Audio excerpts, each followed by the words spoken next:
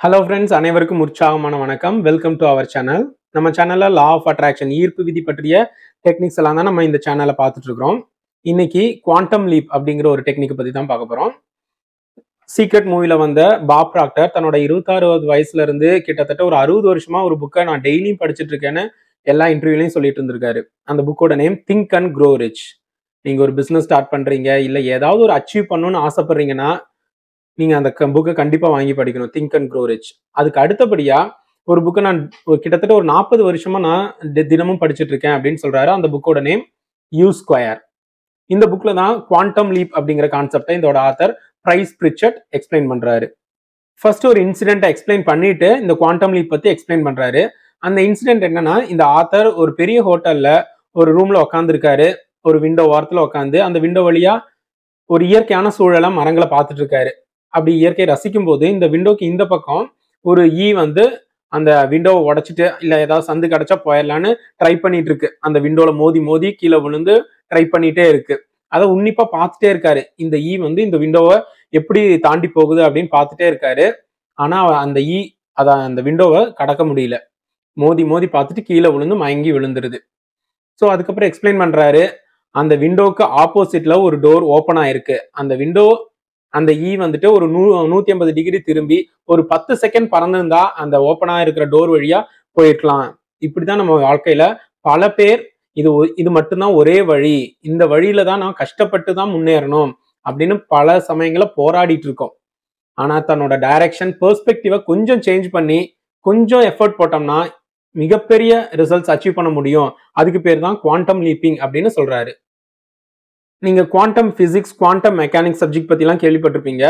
Quantum leaf அப்படின்னா நீங்க இப்ப இருக்கிற ஸ்டேஜ்ல இருந்து நீங்க ஆசைப்படுற ஸ்டேஜ், அதாவது நீங்க இப்ப இருக்கிற ஸ்டேஜ் வந்து இங்க இருக்குன்னு வச்சுக்கலாம். நீங்க உங்களோட ட்ரீம் லைஃப் இங்க இருக்குதுன்னு வச்சுக்கலாம். ஸோ இங்க இருந்து இங்க டிராவல் ஆகிற டைம், அதாவது கம்மி டைம்ல உங்களோட ட்ரீம் லைஃபை குயிக்கா அச்சீவ் பண்றதுதான் குவாண்டம் லீப்பிங் ஆர் குவாண்டம் ஜம்பிங்னு சொல்றாரு. ஸோ அதுக்கு நம்ம லா ஆஃப் அட்ராக்ஷன் டெக்னிக்ஸை யூஸ் பண்ணும்பொழுது ஈஸியா உங்களோட ப்ரெசென்ட் லைஃப்ல இருந்து நீங்க ஆசைப்படுற அந்த ட்ரீம் லைஃபுக்கு குயிக்கா டிராவல் பண்ண முடியும் with less effort with less டைமிங்னு எக்ஸ்பிளைன் பண்றாரு. ஸோ அதுல ஒரு சில கான்செப்ட் சொல்றாரு. இதுக்குள்ள ரொம்ப சின்ன புக்கு, கிட்டத்தட்ட ஒரு 30 to 40 பேஜஸ் தான் இருக்கும். ஆனா அதுல இருக்கிற இன்சைட்ஸ் வந்து ரொம்ப பவர்ஃபுல்லா இருக்குன்னு பாப் ப்ராக்டர் ஒரு யூடியூப் வீடியோல ரொம்ப ஆணித்தரமா சொல்றாரு.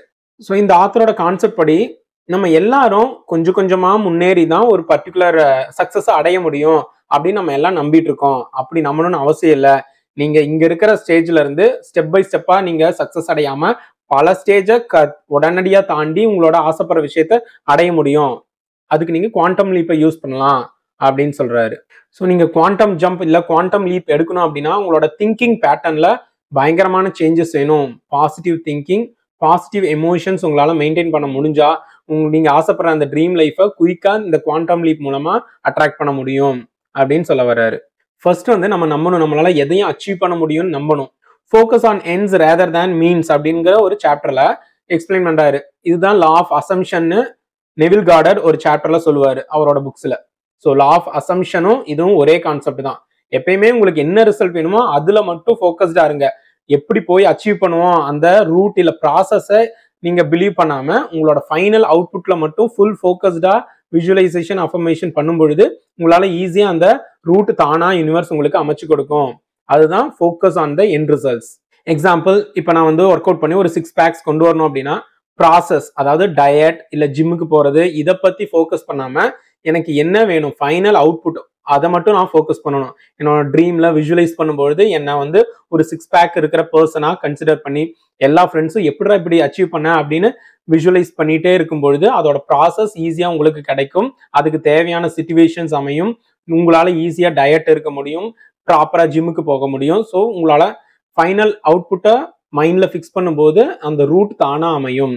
அதுதான் குவாண்டம் லீப்பிங்ல முக்கியமான concept. Live on the final results. அடுத்தது ரிலை ஆன் அன்சீன் ஃபோர்ஸஸ் அப்படின்னு சொல்றாரு. இதுதான் நம்ம எல்லாமே ஃபாலோ பண்றது. யூனிவர்ஸ்ங்கிற ஒரு அன்சீன் ஃபோர்ஸ், நிறைய பேர் கடவுள்னு சொல்லலாம், இல்ல கைடன்ஸ், ஏஞ்சல்ஸ், இன்ஸ்டிங்க்ட், என்ன வேணாலும் நம்ம சொல்லலாம். ஸோ அந்த ஒரு சூப்பர் பவர் மேல நம்ம ரிலை பண்ணிட்டு இருக்கிறது. அதாவது நான் மட்டும்தான் இதை சாதிக்க முடியும் அப்படின்னு இல்லாம என்னோட ஒரு சூப்பர் பவர் இருக்கு. என்னோட விஷ், என்னோட தேவை, என்னோட ரெக்குயர்மெண்ட், என்னோட ட்ரீம் எதுனாலும் என்னோட விஜுவலைசேஷன் மூலமா ஒரு பிக்சரா அந்த சூப்பர் பவர்கிட்ட கொடுத்துட்டா அந்த சூப்பர் பவர் அதுக்கு தேவையான ரூட் எல்லாத்தையும் அமைச்சு கொடுக்கும். அதுதான் ரிலையிங் ஆன் அன்சீன் ஃபோர்ஸஸ் அப்படிங்கிற சாப்டர்ல எக்ஸ்பிளைன் பண்றாரு. Choose different set of risks and seek failure அப்படின்னு சொல்றாரு. அதாவது நம்ம ட்ரீம் பண்றோம், நான் இந்த லைஃப் அச்சீவ் பண்ணணும், இந்த மாதிரியான லைஃப் பார்ட்னர் வேணும், இல்லை இந்த மாதிரி பிசிக்கல் ஃபிட்னஸ் வேணும்னு நம்ம விஜுவலைஸ் பண்ணும்போது அதுக்கான ஸ்டெப்ஸை யூனிவர்ஸ் உங்களுக்கு காட்டும். அப்போ நம்ம ரிஸ்க் எடுக்க பயப்படுறோம். ஃபார் எக்ஸாம்பிள், நான் ஒரு 9 to 5 ஜாப் பண்ணிட்டு இருக்கேன். எனக்கு ஒரு பிஸ்னஸ் பண்ணணும்னு ஆசை. அந்த பிஸ்னஸ் பண்றேன், நான் பயங்கரமா சம்பாதிக்கிற மாதிரி டெய்லி விஜுவலைசேஷன் பண்ணிட்டு இருக்கும்போது அந்த பிஸ்னஸ்க்கான ஒரு ஆப்பர்ச்சுனிட்டி எனக்கு கண்ணு முன்னாடி கொண்டு வந்து காட்டும் யூனிவர்ஸ். அப்போ நான் வந்து ஆக்ட் பண்ணணும். ஸோ அந்த ஆக்ட் பண்ணும் பொழுதுதான் அந்த 9 to 5 ஜாப்ல இருந்துட்டே அதுக்கு ஏதாவது பண்ண முடியுமான்னு பார்க்கலாம். இல்ல அந்த 9 to 5 ஜாபை குவிட் பண்ணிட்டு தான் அந்த பிசினஸ்ல இன்வெஸ்ட் பண்ணணும் அப்படின்னா உங்க ட்ரீமுக்காக அந்த ரிஸ்கை எடுங்க. அப்படி ரிஸ்க் எடுக்கும் பொழுது யூனிவர்ஸ் உங்களுக்கு அதுக்குரிய பலனை கொடுக்கும். கண்டிப்பா லைஃப்ல வந்து நீங்க எந்த ஒரு முயற்சி எடுத்தாலும் ஸ்டார்டிங்லயே உங்களால சக்சஸ் பண்ண முடியாது. ஃபெயிலியர் நடக்கும். அந்த ஃபெயிலியரையெல்லாம் தாண்டி கடந்து போகும்பொழுதுதான் உங்களால அச்சீவ் பண்ண முடியும் அப்படின்னு சொல்றாரு.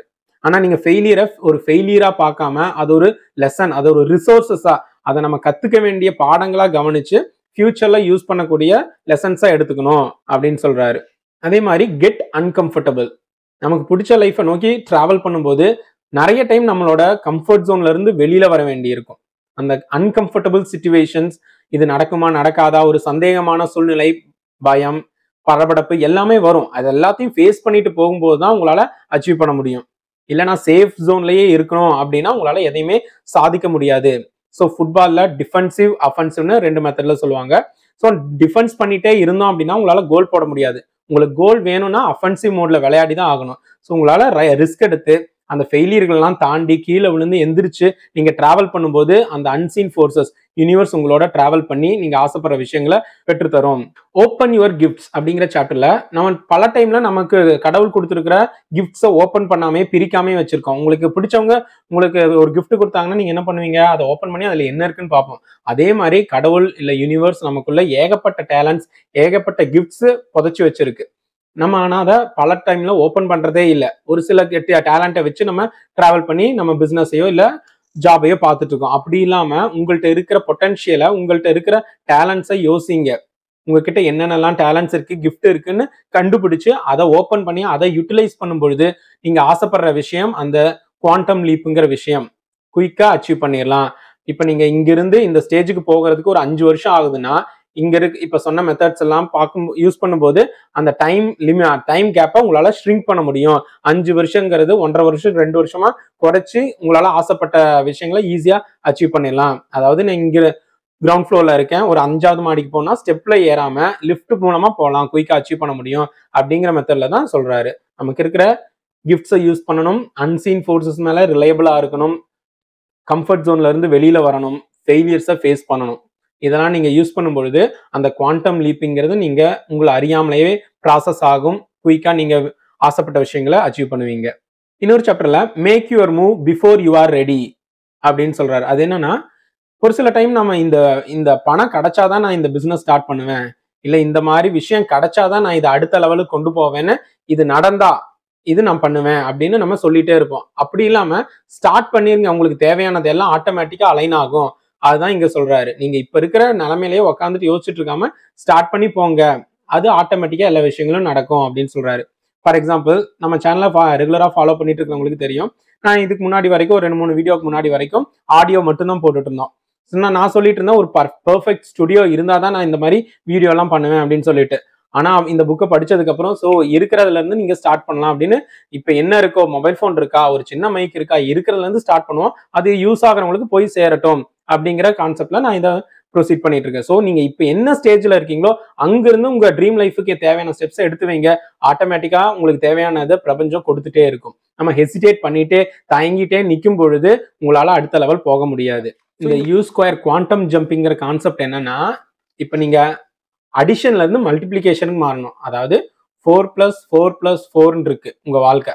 என் லைஃப்ல ஸ்டெப் பை ஸ்டெப்பா இருக்கு. இப்ப நீங்க ஒரு பொசிஷன்ல இருக்கீங்கன்னா ஒரு 2 வருஷம் ஒர்க் பண்ணனா அடுத்த ஸ்டேஜுக்கு போவேன், அடுத்த 2 வருஷம்னா மேனேஜர், அப்படி ப்ரொமோட் ஆயிட்டு போவேன், ஒரு நாள் CEO ஆவேன் நம்பிட்டு இருக்கீங்க. அப்படி இல்லாம 4x4x4ன்னு மல்டிப்ளை பண்ண ஸ்டார்ட் பண்ணுங்க. உங்களால இப்ப நீங்களே ஒரு பிசினஸ் ஆரம்பிச்சு ஒரு 10 பிரான்ச் ஓபன் பண்ணி பெரிய கம்பெனி ஆக்கி அதுல நீங்க CEO ஆகலாம். இந்த மாதிரி டிஃப்ரெண்ட் டைரக்ஷன்ல யோசிச்சு பாருங்க. அந்த அன்சீன் ஃபோர்ஸஸ் யூனிவர்ஸ்ல ரிலை பண்ணுங்க. கம்ஃபர்ட் ஜோன்லயே உட்காந்துருக்காதீங்க. நீங்க போராடும்போது உங்க பேஷனை நோக்கி டிராவல் பண்ணும்போது கண்டிப்பா ஃபெயிலியர் வரும். அந்த ஃபெயிலியருக்கு அந்த பக்கம் தான் நீங்க உங்களோட சக்சஸ் இருக்குது.